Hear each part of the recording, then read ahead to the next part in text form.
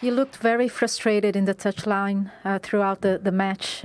What was it about the performance that frustrated you the most?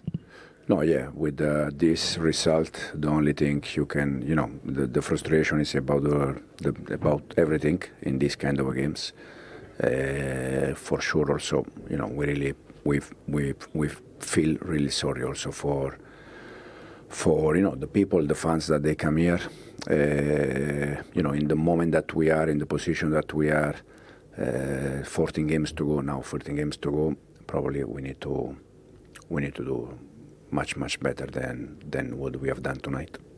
Let's try to break it down a little. Then first, offensively, because you spoke a lot about finding solutions and you tried some tweaks, but you had no shots on target for the first time under you. So what went so wrong up front?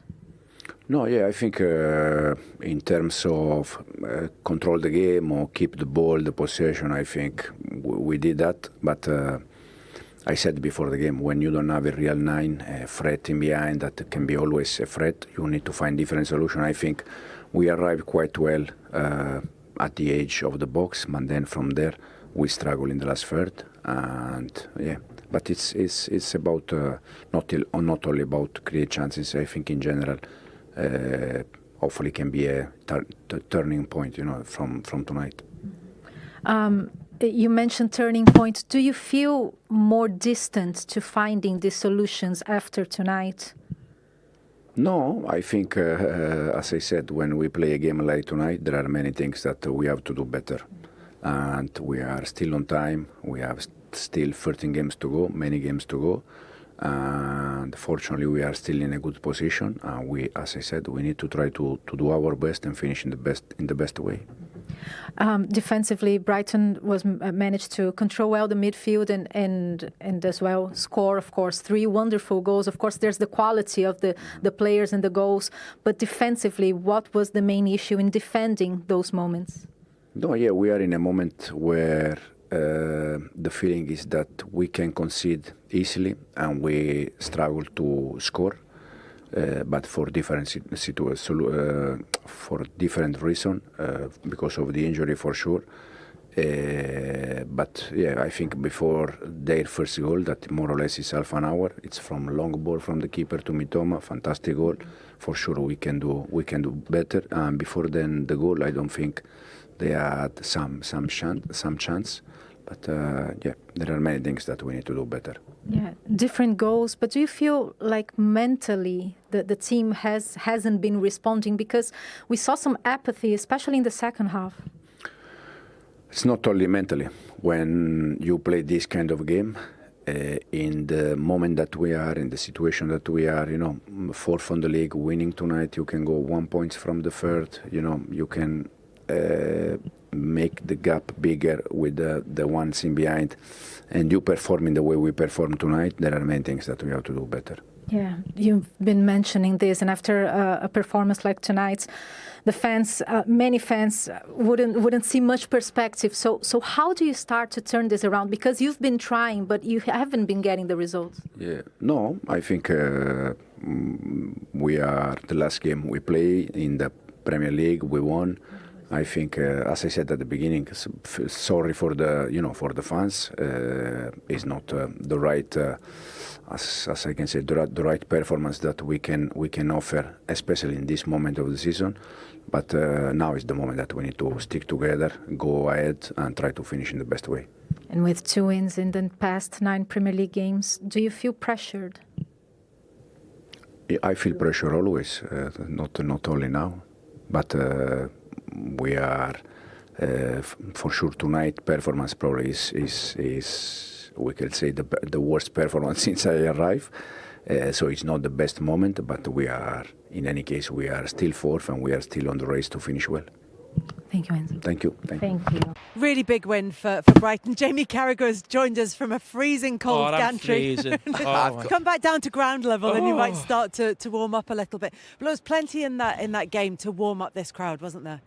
It was. Listen, it was brilliant from Brighton's point of view, and it was funny speaking to Jason Steele before the game. There's probably a bit of a feeling between both clubs because of what's happened. Change of manager. Taking the recruitment staff, players as well. But he mentioned, you know, there's a real need here in the supporters, and you think not even just in the last sort of week or so. You think of Graham Potter when he came back here. So I think it was the first maybe game he lost here as a Chelsea manager as well. So there's need in it. You got to feel in the atmosphere, and I was up there with the supporters as well. Every time Cucurella got the ball, everyone's booing and getting involved as well. Danny, okay, lad? Hi, Danny. Thanks very much for coming out. Danny Welbeck joining us. And Danny, Jamie was just saying about how. I'm just saying about, you know, is that.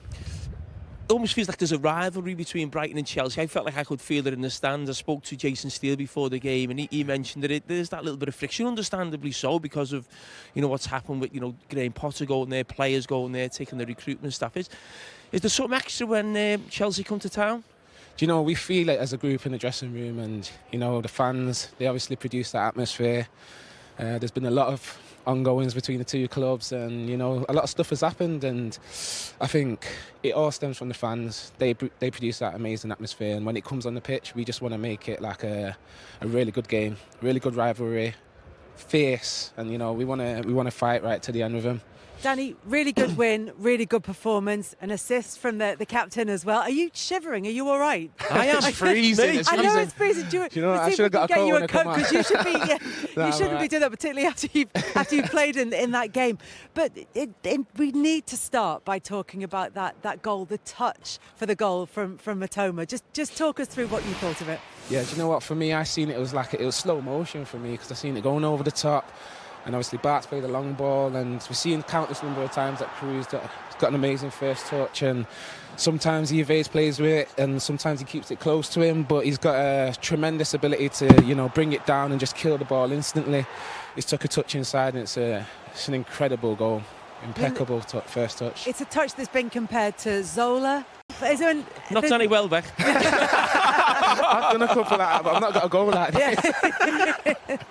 Yeah, it's seeing it back there. It's incredible. What a goal! We were watching you on the commentary. We were getting the different angles, and I think there's a shot of you actually. You're saying, "Wow!" Yeah, remember that on the pitch? Yeah. I was saying it. It was just like, it was a wow moment. It was one of them moments in the game where I'm like, wow, it was a great first touch.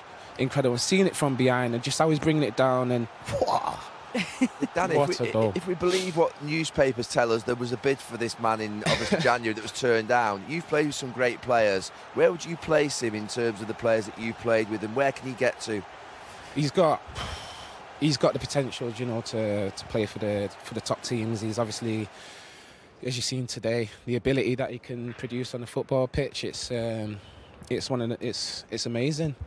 I think for him, the consistency, you know, to do that week in, week out, to produce these moments, and, you know, there's always a lot that he can improve on, but he knows that he works so hard, so professional, and he's always willing to improve, and that's the amazing thing about him. With the ability he's got, he still wants to get better and better and better. Talk to me about your partnership with Ruta, because there's a couple of bits of link play tonight, which you very rarely see from two central forward players in the Premier League, because we always used to see one play up front, one play deeper. We don't tend to see players combining. Just talk to us about that. I mean, do you prefer that when you've got someone close to you like that? Yeah, I enjoy it, you know, to have somebody to play off, and I think we've done a lot of work on that in recent weeks, and how we can combine together, have the connections, and, you know, I think it's been missing in weeks leading up to the last couple of weeks, and we worked on it in training. Bobby Zamora comes in and we do a lot of link-up play, and the manager wants us to build them connections and always have them sort of combinations, and it's worked tonight. It's something that we're going to keep on working on and keep on improving. Danny, couple of assists for you as well. First time you've had 2 assists in a Premier League game for, I think, 8 years. So it's been a productive read. Yeah, it's been a productive. That was meant in a nice way. I can hear it back now, and I can hear how that sounds. But it was meant in a good way, and it's working so well, as Gary said, with all the forward players, and how well you work as a unit. Yeah, it was nice to get the 2 assists, and obviously Minte got the 2 goals today. I'm looking for the refund next week, so if you can refund it, I'll be happy with that. But honestly, to get the 3 points today was the most important thing. We worked together. We've shown together as a team we're stronger. We're not, when we play as individuals, we're not as good, not as strong. And when we play together, amazing performance. I can't watch you shiver anymore. Oh, Please go in. I need to get inside. And find somewhere. We've tried to get you a coat, but it's not on its way yet. So we'll get in trouble if we keep you out here with all your muscles seizing up. It's your fault, isn't it? No, it's them. They won't shut up. That's what it is. Honest to God, I come down here. I didn't think it was this cold down the south. Yeah. You know what? We're from up north. From up north as well. This is unbelievable. Yeah, it's not bad. It's bad. I mean, you're keeping him out here even longer to talk about the weather. I'm inside. Listen, I'm done Danny, anyway. you go inside. Thanks so much. Congratulations on a really good performance and a big win for Brighton. I'm fairly sure that's not the right thing for his recovery after a game is stand out here in the freezing cold. But it was a really good performance, not just from the team. But what did you make of him? He's a player that you know well. He was captain for this game. He got those 2 assists in the game. What did you make of it? So, I mean, genuinely, this is not rewriting history. We absolutely all loved him at United because he ran in behind and did things that actually, to be fair, defenders don't want. But back in the day, he was someone who, to be fair, probably wasn't the most composed. He would make runs all the time, wasn't maybe the most intelligent of where he ran. But what I've seen tonight in a couple of moments, particularly on those 2 assists, it's almost like time stood still. And you talk about being cold in the most sort of difficult moments in a match, where he's just got the time to slip that pass through. You know what I mean? We were cold, yeah. No, genuinely shivering out here. Yeah, but honestly, got a heated gilet.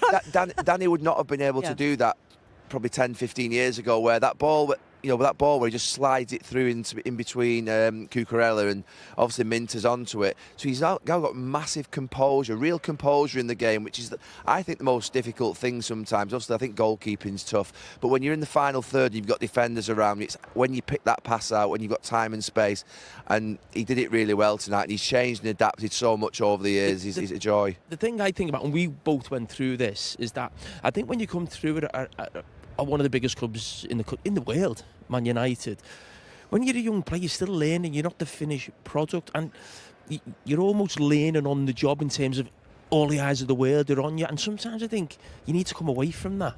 And almost, I'm not just saying, anywhere from Man United is a step down. The scrutiny, the intensity of it, and you come away and he almost comes here. He's almost like the elder statesman. He's the guy they all look up to.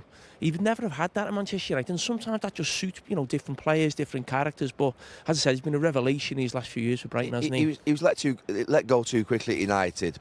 Because if you think about Louis van Gaal, obviously his style of play is very precise. Now Danny wasn't precise in his game back then, so he just let him go. He just didn't fancy him at all. But he's actually perfect for how Manchester United should play. Threatening space in behind, playing off front players. And this idea that he's not good enough for Manchester United is absolutely rubbish. He's good enough to be in a pool of 3 or 4 strikers at a Manchester United. Just like, say, for instance, Liverpool have 3, 4, 5 forward players across that front line. They're all of different abilities and different talents. Salah's the standout one, and then you might move back to Gakpo and others that maybe aren't as good, but they all contribute at a certain point in the season.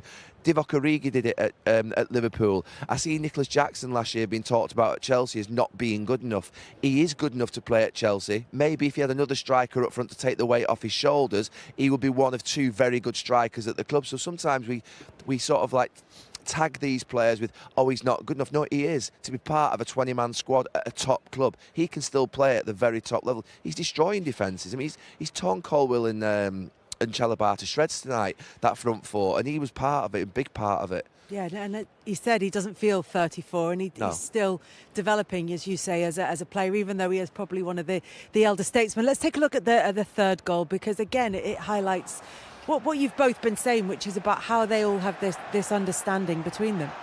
Well, it just sums Chelsea up. I mean, Colwill on the floor, they're looking for a foul. That's not a foul. You look at Sancho and Cucurella on this left side. I mean, it's so bad. It just sums them up. And you sort of, when you're in commentary or you're watching, even if you're not a Chelsea fan, you actually get angry watching it. You could hear it in you in commentary, the frustration of watching it. Yeah, I mean, I expect Chelsea to come out all guns blazing, probably get the next goal to make it 2-1 and exciting, if you like, for the game. But I mean, it could have been worse than 3-0. And it just looked that getting done on a 1-2. Cucurella, I mean, Colwill's got to get stronger. Yeah, he doesn't look powerful enough, does he, in the kit? He's got to get stronger. He's getting overpowered quite easily in games that I've seen recently. 2 or 3 games I've seen, he's been bullied in that channel. And also there on that one was a really bad one for him, that he obviously gives the ball away, but then he sits on the floor, turns round and looks, and basically spends probably like 2 or 3 seconds on the floor, just get up and sprint back, you know what I mean? So that's a bad habit. So I would say that, look, he's still young, he's got a lot of learning to, as of those other Chelsea young players that are playing in these types of positions, but they've got to get stronger in their bodies, they've got to get really physical and aggressive, and that's tough when you're a young centre-half that maybe hasn't developed as fully as he should do yet. But he's learning on the job, and it's hard work for him at the moment. You'd probably say now, you've got a sports science guy who'd say, well, come on, you need to get into the gym. But, you know, an old-fashioned way of saying is he needs a good pan of scouts down him. You know, he looks like he needs to, like, sort of, you know, get a good meal down him and sort of fill out. Because when you think of the power, you talk about Danny Welbeck and the strikers who they've got up front.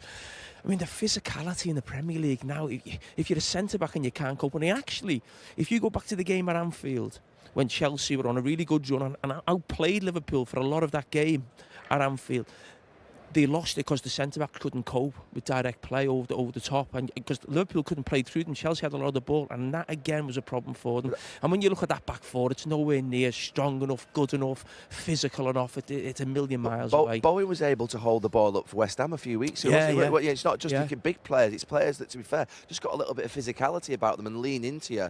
They're just not coping with that well at all. When you said it earlier, it's going to be a tough post-match for Enzo Maresca. Boys, well done. So many positives from tonight. So what pleased you the most about the performance? Great goals, clean sheet, the control?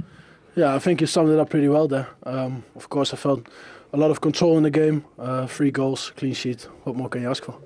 An assist. You can ask for an assist. You got an assist tonight. Yes.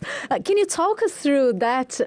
Do you practice these link-ups with Mitoma in training? And did you get a chance to see the finish? Because you were all on the other side, and it was quite a touch that he got.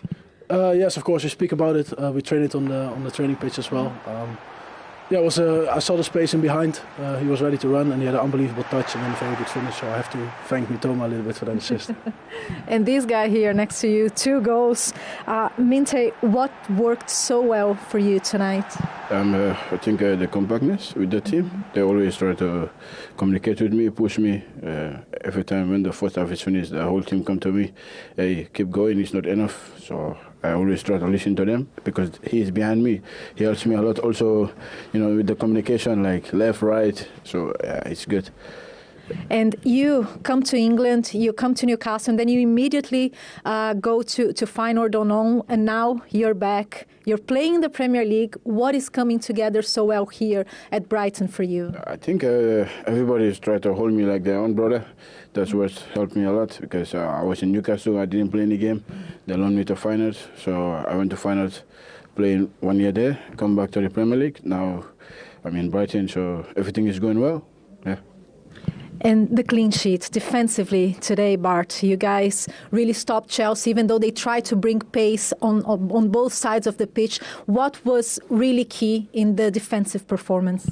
I think, like Yanni said, the compactness was very good. Of course, we had some spells where we had to sit deep for 5 or 10 minutes. But I think the boys did really, really well. I don't think there was a lot of shots on target that we conceded. So, big credit to the boys for the compactness and the energy they put in that. And 2 wins in a row against Chelsea, that's not easy. Do you feel like you really turned the corner after that Forest performance that was really tough for you guys? Yeah, of course, we needed to show a reaction. And I think the boys did that against Chelsea already and now again today. Again, big credit to the boys, and now we have to keep going, raise the bar again and go again. Yeah. Dreaming of Europe? Yeah, for sure. Dreaming. And it will come one day. Yeah. Well done, boys. Thank you very much. Thank you.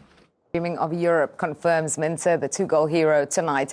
These are the numbers from the 90 minutes in that encounter, and I think the one that stands out glaringly, obviously, is Chelsea's no shots on target. I mean, they've got touches in the opposition box, but, you know, it's all very well just keeping those passes, but there's no one really breaking the deadlock. Again, I found them boring tonight. I found they didn't have the answers to break down Brighton's back 5 at times. And they only had 1 shot against Brighton in the FA Cup as well on target. So it's a problem for me now, the last couple of games, that with the calibre of players they have, why they're not creating more chances and shots on goals. Yeah, it's the first time in a Premier League game this season Cole Palmer, their main man, hasn't created a single chance. That kind of tells the story too.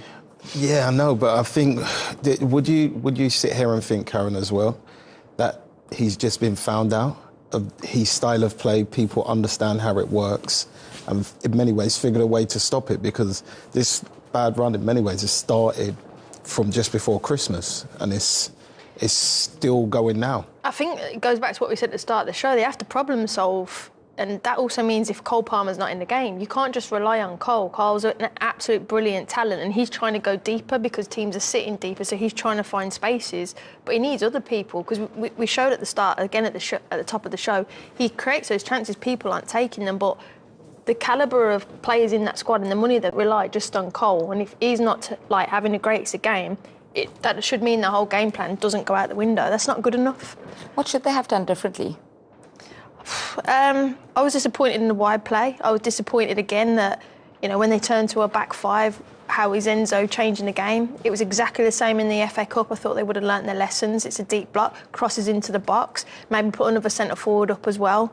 Not as in, it's difficult because Jackson's not involved because of his injury, but maybe move, I don't know, try something a little bit different.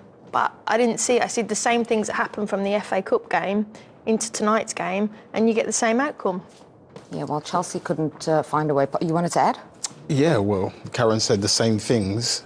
There was a free kick that you highlighted as well, that they did the same They tried the same free kick again that they scored from in the FA Cup. So that just highlights exactly what she was saying. But it was weird to see Chelsea, a team that, as we saw, had so much more possession than Brighton.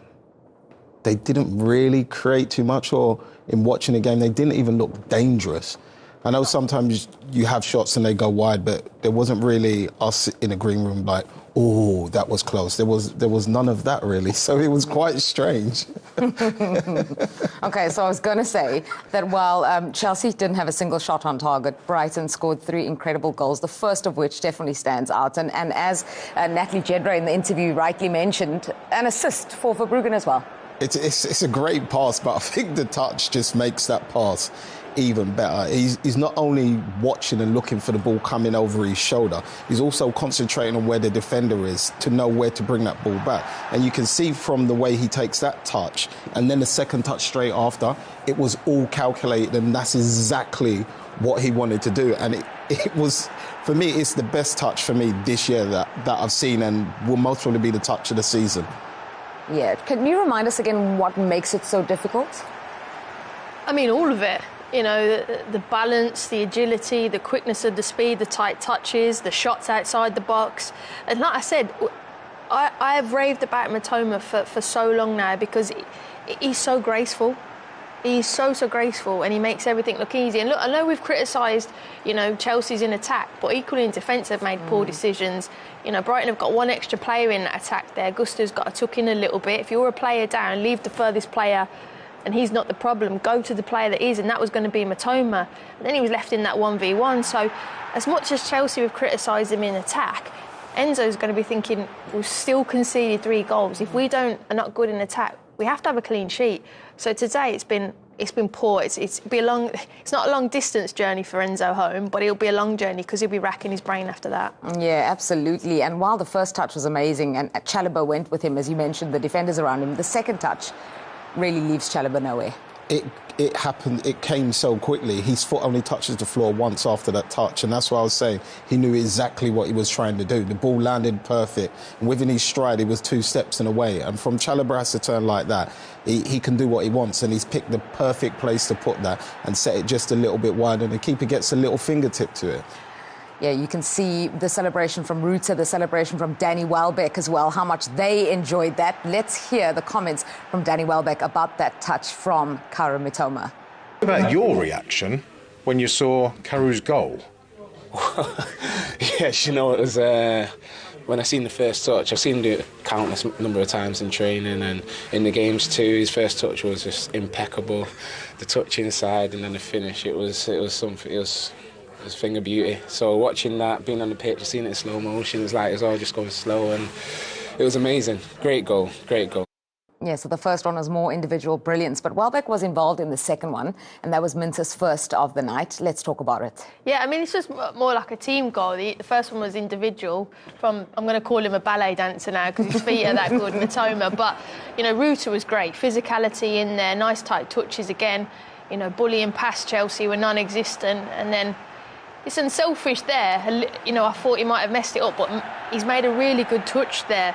Minter to get away from it again. Jadon Sancho might have done better, Sean, there. Yeah, a little bit. Just make it a little bit difficult so his touch isn't cleaner. But after that, Ruta does everything you want your attackers to do. And Welbeck's nice little touch. And as Karen said, we both was like, oh, we think that chance is gone now. But Minter does fantastically well the way he chops it back and just lifts it a little bit so it's away from the tackle and the focus to put in the back of the net.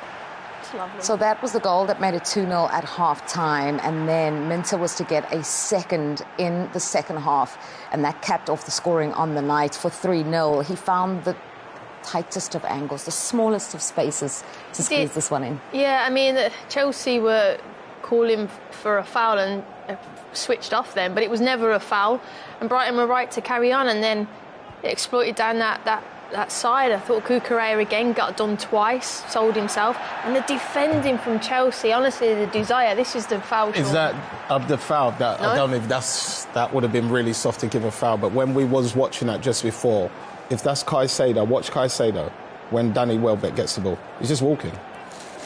Nobody goes to press him down, and a player with the quality of Welbeck can play that pass, but after that, for me, Minter still has a lot to do.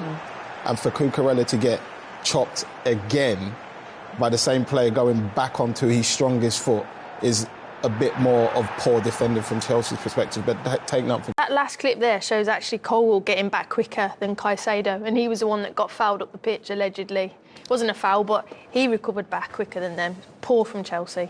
Yeah, and Brighton just showing you there into 8th place above Aston Villa on goal difference, 37 points. It was a memorable night for them, 3-0 the final score. Let's hear the thoughts of their manager, though, on this victory. Here's Fabian Hurzeler.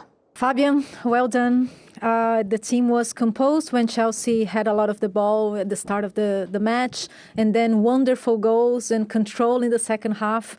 Was it a complete performance tonight?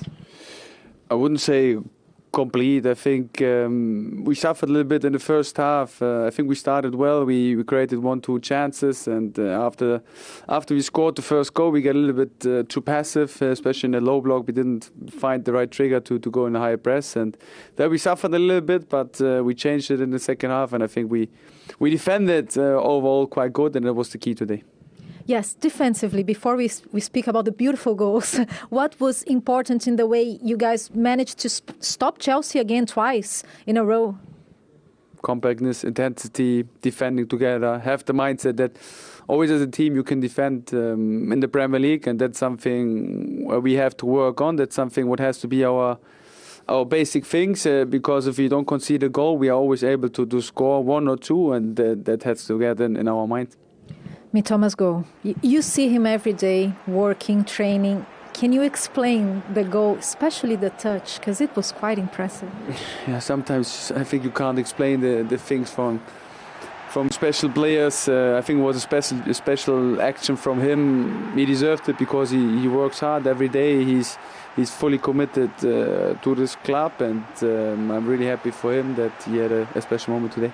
With Minter, which aspects of his game have you seen developing since he arrived here? Because even defensively, he was helping Veltman throughout the game, and offensively, his finishing was really top class.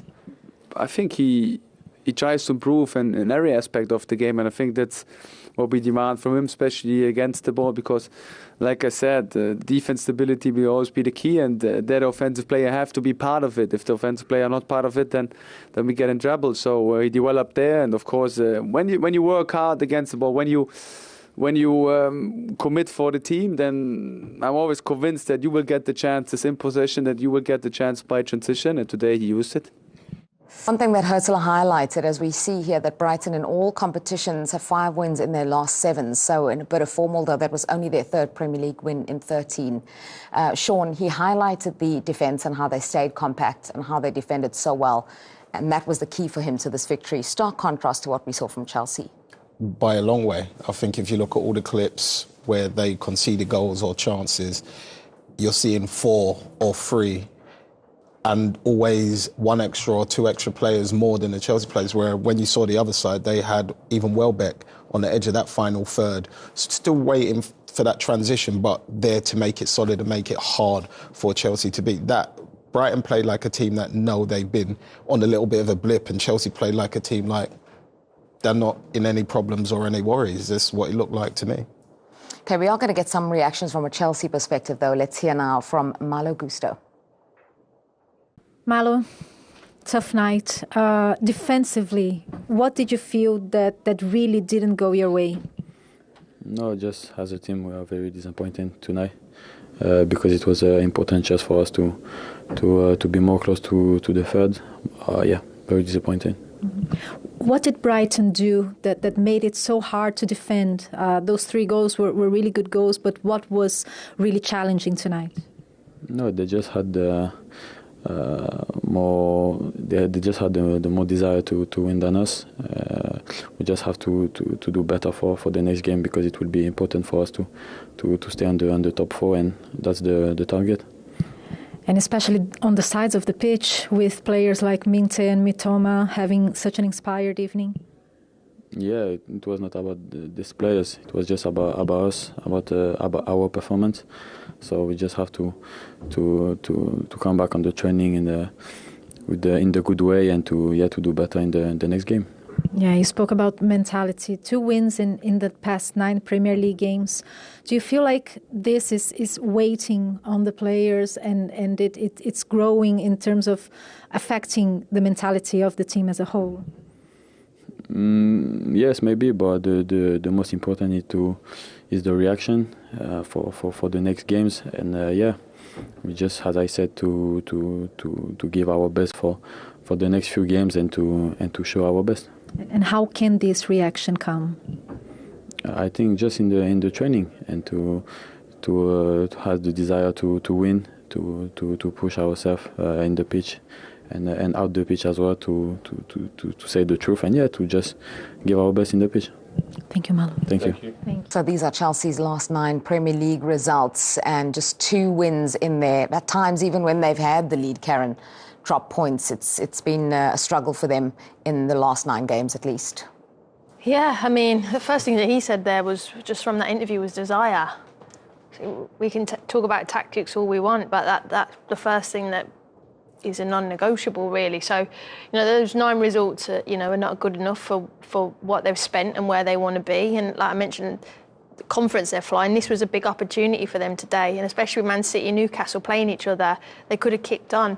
So that's not a big enough desire for you to want in the performance. That's a big worry. But like we've spoken about, both ends of the pitch, massive struggle for Chelsea, and they have to improve very quickly. Let's take a closer look at Cole Palmer because, as mentioned, for the first time this season in the Premier League, he hasn't created a single chance. We talked in the build-up about how only one of the 43 chances he created previously had been put away. Tonight, he was absent. He was missing. I think for me, he seemed to have played in a completely different position, in a completely different way, to the point where there was conversations of him. Did he look happy? Is he enjoying it, sort of thing? But here, with the chance that came up before, me and Karen shouted right straight away. And then this chance here where I think Enzo's saying, you should have let it go. And he's obviously saying, well, tell me, which is, for me, is right. If he doesn't get the shot, he's got to take the shot. But even with this one here, where the ball goes in, I don't think that cross is a bad cross. I just think nobody's gambled on that chance. He can't really do no more there. That's a bit from the players. But I thought, tactically, Brighton played him well. If he was up top, they made sure he didn't have no space. If he got the ball to feet, they made sure he went back, and they made him move further back. So you have to give credit to Brighton for him not playing well or creating any chances in that game. They obviously learned their lesson from what happened at Stamford Bridge, where he scored 4 in the first half.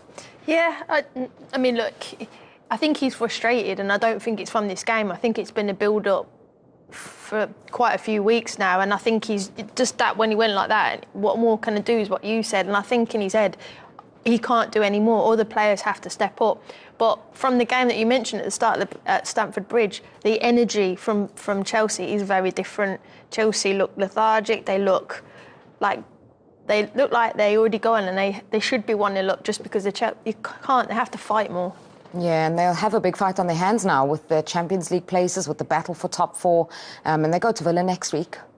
Well, it's the thing with the Premier League. There's always a fight on your hand, no matter how good you are or how well you're playing. No game's easy, and to go to Brighton and think that you are going to win you're going to end up losing the game, because whether they're on a blip or not, everybody knows what the players in that Brighton team are capable of, and they showed it today. What can Enzo Maresca do? I think he has to try something different, maybe a different shape. He hasn't really got that option, with Jackson out. You're looking at the bench today, we were looking and we're like, George came on and did a little bit, but even for all the money that you're looking at and you're thinking, what can he do to try and mix it up? But maybe just needs to put a rocket up the players. As like I said, if Gusto's coming on saying the difference was hunger and desire, well, that's something that they have to look at as players, because that's not good enough. I'm actually fuming from watching that Chelsea game, because I'm like, it's not good enough. Big fight for top 4. Can they do it still? Not playing like that. They've got a long way to go if they think they're going to do it like that. Although they have the players in there to do it, they like Karen said, they need a rocket. They're levelling it at the Amex, and why not? 2 wins over Chelsea in a week. They knock them out of the FA Cup just, 6 days ago, and today they take all 3 points away. And what's amazing, Danny Hickenbotham, Robbie Earle with me today, is that 2 weeks ago, Brighton lost 7-0 to Nottingham Forest. Football is bizarre. Today, they beat Chelsea very comfortably. Explain. Well, obviously, they learnt a lot from that loss to Nottingham Forest. They had key players missing. I think Balaba, Rob, obviously you've spoken really highly of him. And I think that's been the key to everything. What I would say is that when you look at this Brighton team, they did nothing different than when they beat Chelsea 2-1. They didn't have to do anything different. And I think the concerning thing for me when you look at this Chelsea team is that I think that was probably one of Brighton's easiest games of the season. Defenders weren't moved out of position, they weren't stretched, they weren't asked questions of, and it just looked like a Chelsea team that were just disjointed, ill-disciplined, on and off the ball. And yes, OK, the innocence of youth can have part to play in that, but they just looked as though they didn't even look like a team out there. Robbie, that's unforgivable, isn't it? If the first game you get knocked out of the FA Cup and then the second game you know exactly what you're going to come up against and you do nothing at all to force them to change. They were the perfect date for Brighton on Valentine's Day. And when I look at the performance backs, of all the times I've seen Chelsea this season, that's as bad as it gets. No shots on target. Nope. With that amount of possession, this team, for all the money they've spent, Bex, there's still holes in this squad of areas that need improving. But forget that. Let's look at Brighton, a talented group of players who play as a team. Chelsea are a talented group of players, full stop. At the moment, who are not playing like a team. And in the central areas of the pitch, where I used to play, where I used to think that's where the game kind of is won, that's where the energy comes from. They lacked energy, they lacked drive, they lacked intensity, they lacked leadership. All those things that should be a given. Forget your ability, forget if you're a world-class player and you can bend the ball in from 30. Energy, intensity, duels, they lost all those in a game against a Brighton team that, as Danny said, that's probably about as easy a game as Brighton are going to have on a Friday night, and they can have a great weekend. Danny, are you losing faith in Enzo Maresca?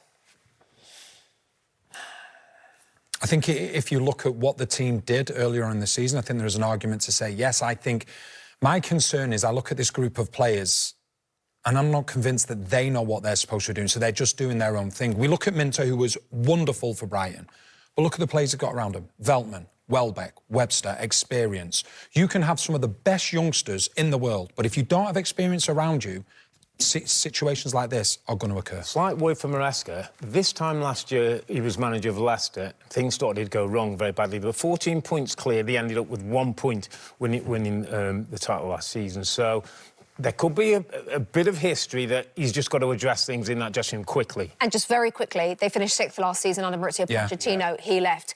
6th this season, he goes? Yeah, I think he needs Champions League football. I think 6 keeps him in a job. I think anything beyond 6, I think he goes.